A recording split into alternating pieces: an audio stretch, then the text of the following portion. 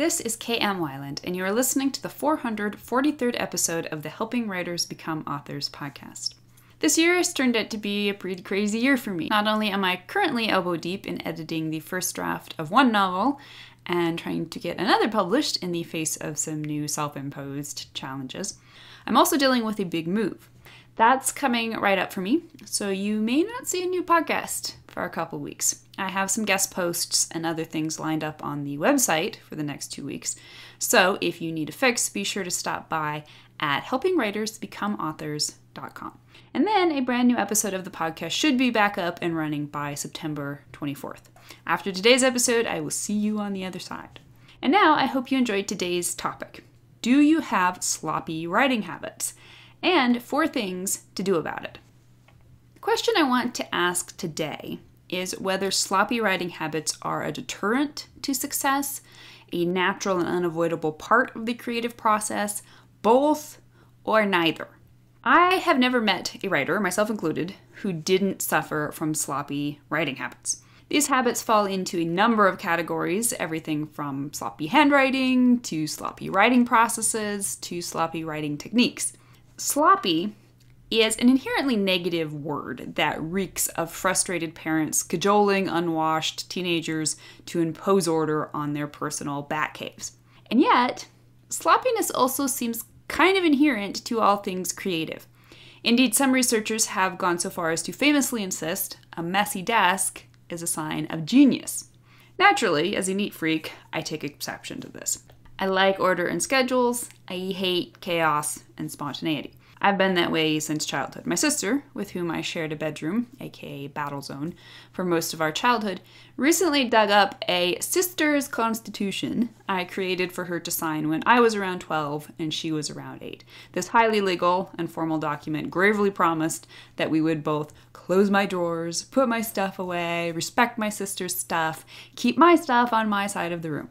She pointed out recently that it seemed a little unfair I hadn't added balance with clauses promising to be nice to my little sister, leave the door open at night when my sister is scared, and let my sister play with me. As a writer, my entire journey toward improving myself and my stories has been largely geared around ideas of organization. Over the years, I have created a streamlined writing process that allows me to be as effective as I can be at any given moment. Naturally, much of what I teach on this podcast reflects that. I am a proponent of outlining, story structure, schedules, logic, and linearity. But during one of my morning walks recently, I started pondering a comment a fellow writer had made to me that expressed his acceptance of his own sloppy writing habits. He said something along the lines of, "That's just how it is." That got me thinking about my preconceptions about the place of sloppiness in the life of a writer. Its almost stereotypical omnipresence in the lives of writers in general, and both its relationship to and influence upon art itself. Sloppy writing habits. Is that really just how it is? I think, upon reflection, the obvious answer is yeah, totally. Almost any perusal of any writer anywhere, his or her lifestyle, writing habits, creative process, even writing techniques themselves, shows us that writers are, in general, almost unavoidably sloppy. We could argue that creativity itself is a sloppy and ungovernable process. Although I ultimately disagree with this, it is true to a certain extent. There's a reason Legos come out of the box as a bazillion seemingly chaotic pieces and only slowly end up as the recognizable Death Star.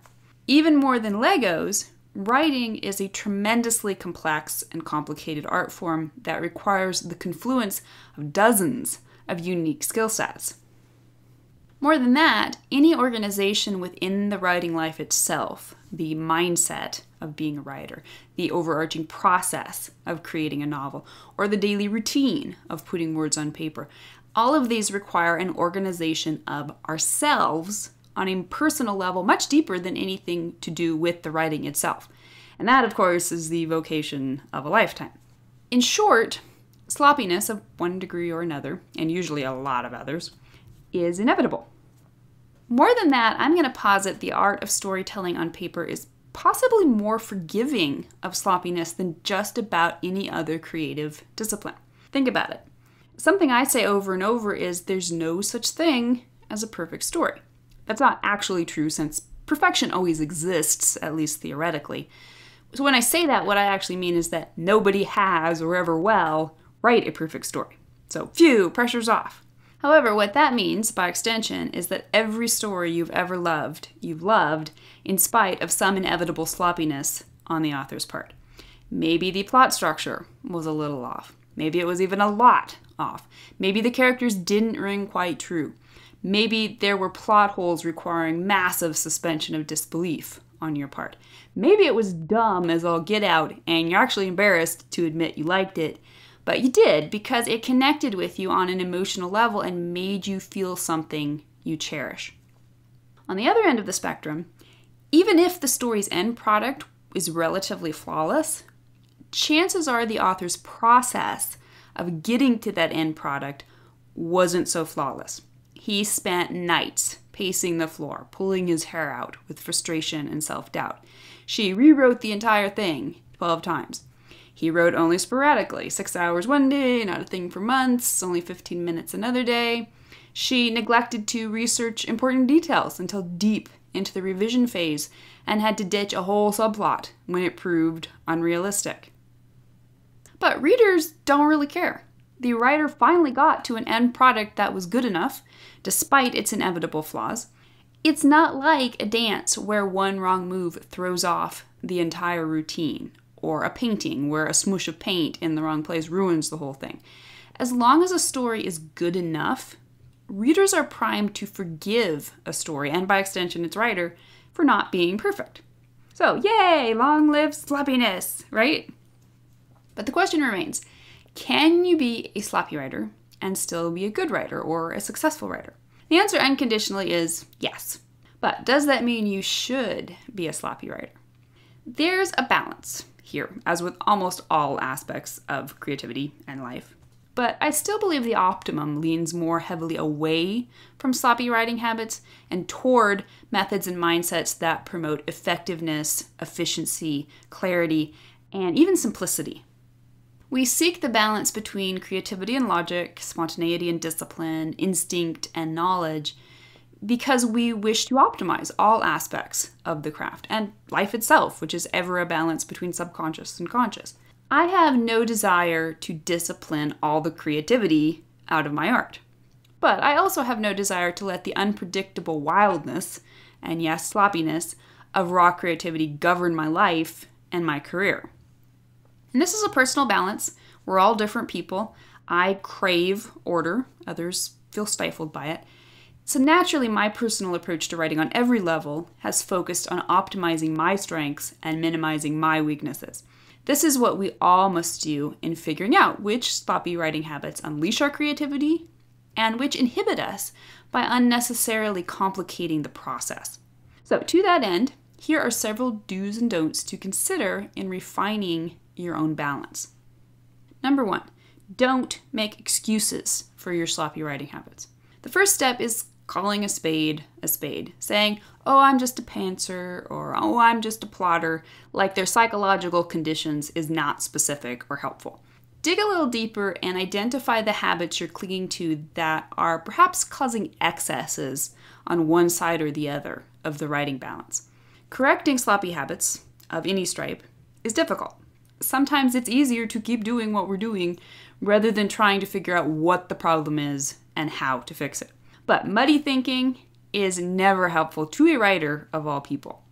If your desk is a mess, own it. After all, maybe it means you're a genius. Don't make excuses. Dig down and figure out why you have a hard time keeping it clean. Maybe it's a good reason. Maybe it's not. But it's important to know which it is in order to optimize your response. Number 2, do identify the parts of writing that are most difficult for you and do something about it. Most sloppy writing habits, even ones we aren't consciously aware of as sloppy, are the result of aspects of the writing life that are difficult for us. One sloppy habit I'm currently working on conquering is my inherent laziness with certain aspects of causality within my plots. oh, that character motivation doesn't totally make sense, or that battle choreography isn't realistic, or that plot hole just got deeper because the fantasy physics don't quite work. Oh well. As a writer, I get almost claustrophobically bored with this stuff. I just want to race to the good bits, character relationships, epic imagery, thematic grist. But of course, as a reader, I'm much less likely to appreciate these ragged loose ends in someone else's story. I recognize that, and I'm gritting my teeth and working to improve these difficult parts of my writing. For you, the difficult bits might be understanding story structure, creating coherent POVs, maintaining a consistent writing schedule, avoiding procrastination techniques, or organizing research notes. Whatever the case, dig around to identify what aspects of your writing you've currently got chained down in your mental dungeons where you don't have to look them in the eye.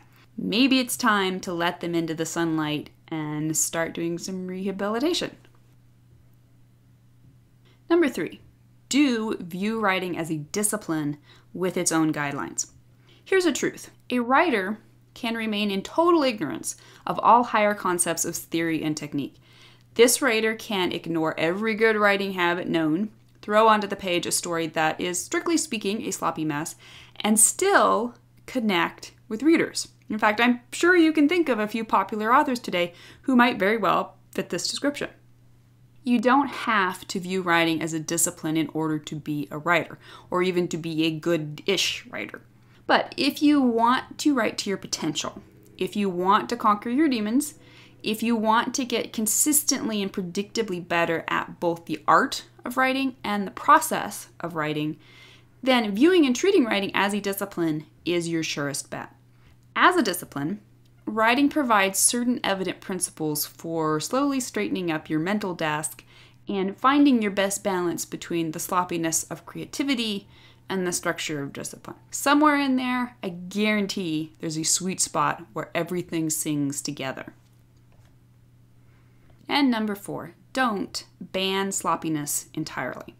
If we equate sloppiness to a certain degree with creativity, then we surely don't want to entirely ban sloppiness from our lives.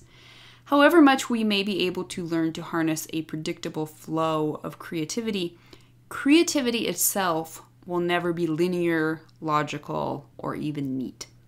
Diminishing the negative effects of sloppy writing habits is about clearing away unnecessary clutter so we can tap in as directly and powerfully as possible to the raw creativity itself. But we never want to block or even structure that initial creativity.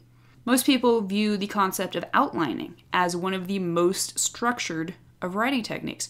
So it may seem ironic to suggest that a free-form outlining style, aka stream of conscious brainstorming, is actually incredibly adept at channeling raw creativity.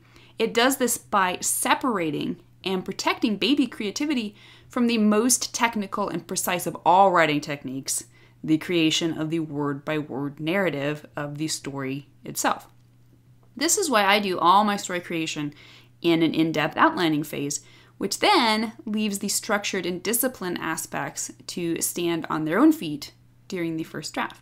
Whatever your arrangement of the foundational aspects of creating, organizing, and getting your story down on paper, always check your balance. Discipline should optimize creativity. It should never inhibit it. As always, conquering sloppy writing habits is really just the discipline of knowing ourselves, recognizing what we're doing, why we're doing it, how we work best, and how to create life choices that find and optimize our best balance. So tell me what you think. What are some sloppy writing habits you're currently struggling with? You can stop by the website at helpingwritersbecomeauthors.com and join in the conversation with the rest of the WordPlayer community.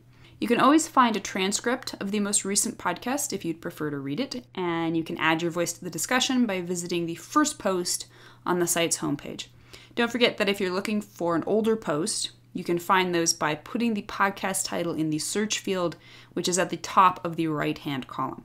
If you enjoyed this podcast, you can subscribe on iTunes. And if you'd like to support helping writers become authors, I would totally appreciate it if you'd consider taking the time to just leave a quick rating or review on iTunes. Thank you so much for listening to the Helping Writers Become Authors podcast, and be sure to check back in a couple weeks.